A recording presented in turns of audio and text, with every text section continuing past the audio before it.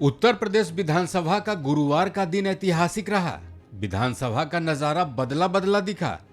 विधानसभा अध्यक्ष सतीश महाना ने कहा कि आज नई शुरुआत हुई है। आजादी के 75 साल में पहली बार एक दिन सदन महिलाओं के लिए रखा गया। यूपी के सीएम योगी आदित्यनाथ ने विधानसभा में महिला शक्ति पर एक भाषण दिया। उन्होंने वैदिक श्लोकों का जिक्र करके महिलाओं की महानता पर अपनी बातें कही। सदन में सीएम योगी के अलावा नेता प्रतिपक्ष अखिलेश यादव ने भी महिलाओं से जुड़ा भाषण दिया। मैंने कहा मैं 5 दिन में एक दिन महिलाओं के लिए आरक्षित करने नहीं जा रहा। मैं देश की आजादी के 75 साल बाद एक दिन महिलाओं के लिए आरक्षित करने जा रहा हूं,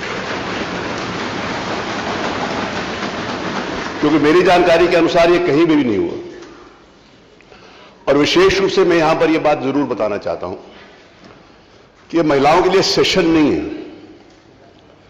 पूरी विधानसभा की कार्रवाई एजेंडे के अनुसार चलेगी और आज एजेंडे के ऊपर बोलने का अवसर इस सदन की महिला सदस्यों को दिया जाएगा।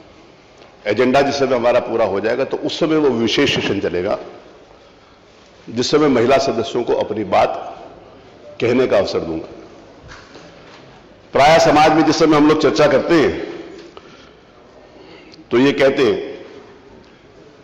कि behind every successful man there is a successful women.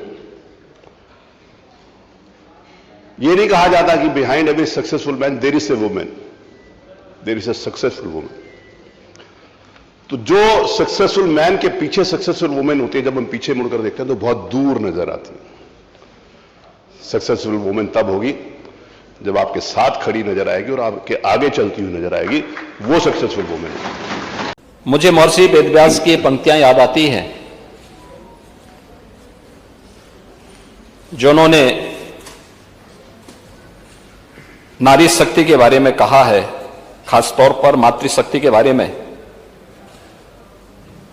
कि नास्ति मातृ समा छाया, नास्ति मातृ समा गति, नास्ति मातृ समम त्राण, नास्ति मातृ समा प्रिया।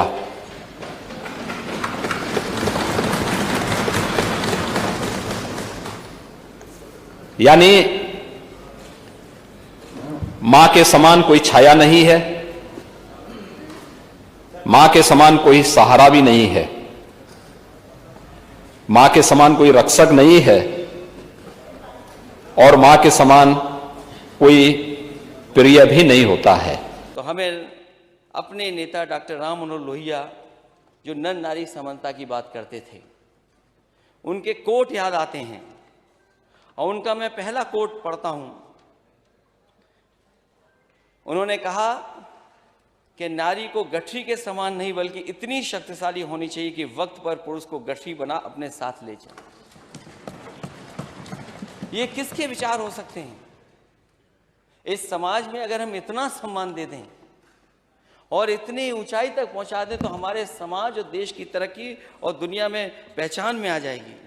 न केवल उन्होंने ये कहा बल्कि एक जगह मैं उनकी दूसरी बात को कोट करता हूं कि इस देश की औरतों के लिए आदर्श सावित्री नहीं द्रौपदी होनी चाहिए,